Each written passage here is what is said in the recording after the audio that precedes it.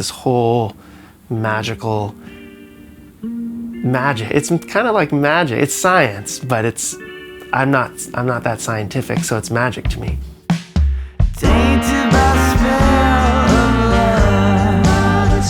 My name is Cassidy Turbin, and I'm an audio engineer, musician, producer. Also, I like gardening. And I'm from Los Angeles, California. We're here in my studio, Willowcrest Recorders.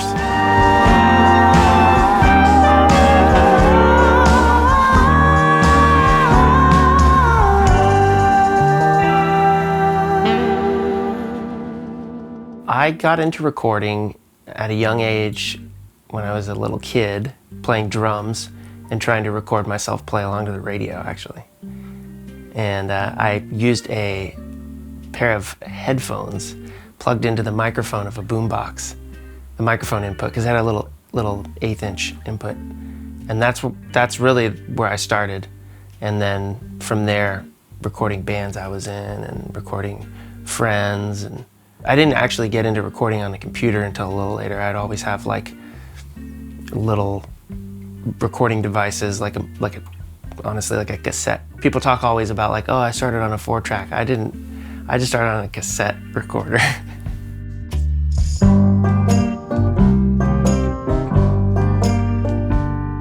I got involved with Beck in my early 20s. I got hired to work at his home studio and basically just stayed doing that for a couple years. He was awesome to work with because he worked with so many different people in various genres as a producer, and he would write songs for people, and then we'd go record them. We went all the way to France, you know.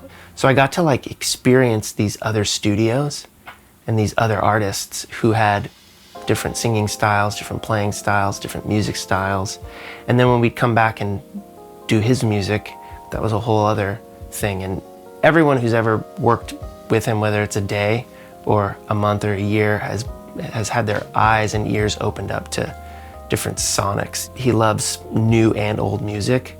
So, and learning about how to create all those different styles and how to capture those sonics was pretty fun and challenging too.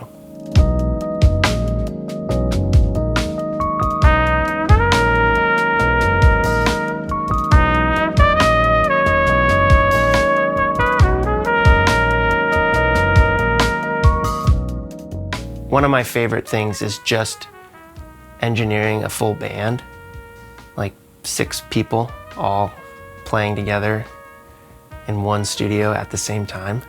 Because once you get all your mic levels set and everything, you're basically just listening to music you like, and you're a part of that creation. You know, you're capturing the things the way you think they should sound. And if you do it right, you're listening to music you like that you're involved in, and you're hearing it, and you're looking over to your right or your left or over a console, and you're seeing all these people do it. And that's a pretty awesome thing, yeah. Yeah, a lot of people think you can't record a ton of people in a smallish room, you know, not like a 40-foot room. This is like 20 feet by 18 or 15 feet.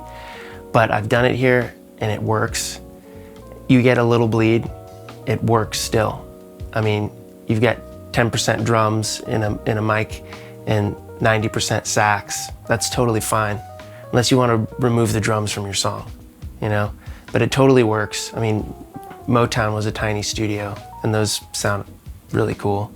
And the Sphere mic in this type of situation where I've got a bunch of people in one room together is awesome because I can just put that mic up in front, record with the DSP version so nobody's hearing latency, and then after the fact, pick the mic that cancels the bleed out the best and that still has the right tone for that instrument. You know, it's really cool. Waiting in the dark for a lover. Oh, how did I hear about Townsend Labs? I think I was on the internet looking for a good U47 type mic. And I was looking at various companies and I saw this thing pop up and it was a picture of one. It was like a mic modeler and I was like, nah. Because I've tried another one out there and I was just like, I'd rather just use like a clone mic. And I kind of discounted it in my head for a little while. And then I went to the NAMM show and I went to the booth and I was like, oh, there's that mic thing. And I got it explained to me that it's not just an EQ thing. It's not just frequency response when you're straight on the mic. It's this whole magical magic. It's kind of like magic. It's science, but I'm not that scientific, so it's magic to me. Then I got one to check out, and I have a real C12. And that was what I first checked out. I was like, how does this sound in comparison to my C12?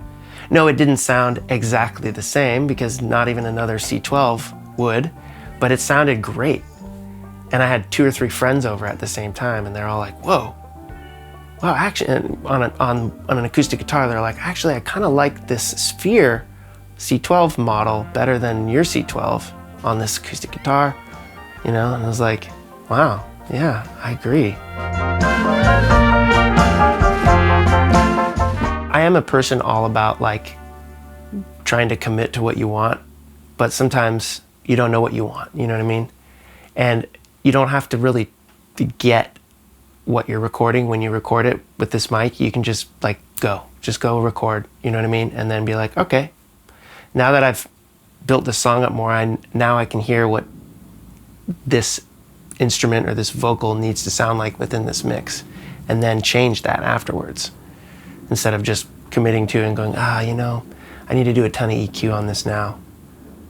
I've found that my workflow is really fast with percussion stuff because I'll just duplicate a bunch of tracks and I'll do, okay, track 1, shaker in the center. Cool, I'll run through the song one time with that. Cool. Track 2. And I try to do them all in stereo because I can switch later if I don't want it. I can pull them to mono. And I'll start building a percussion part from the center out. So I'll know what I want in the middle. I'll know what I want a little wider, and I'll know what I want on the outside. So I can run from the beginning to the end of a song, like 4 tracks, and build a whole percussion part. Change the mic modes after, change width after, put some to mono, and I've got a really awesome percussion part. And I didn't have to move or change mics or do anything but just pick up a different instrument and, I have a C12, I've got 2 Coles, I've got 421s, I've got a number of the microphones that are in the collection.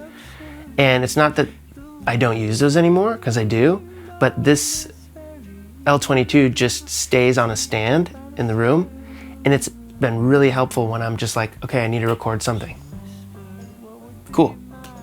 Stand in front of that mic, let's do it. And then choose the mic model right then that I think works. And half the time, it totally just stays that way, and then the other times I end up changing it. Yeah. Tainted by the spell of love. I think for people who don't have the money to buy over $100,000 in microphones, that this is easily the next choice. So 150 grand on mics, or the Sphere mic, and you get familiar with all these mics, and maybe you're like, I'm using this mic all the time. I want to buy one. Go ahead, get 20 grand together.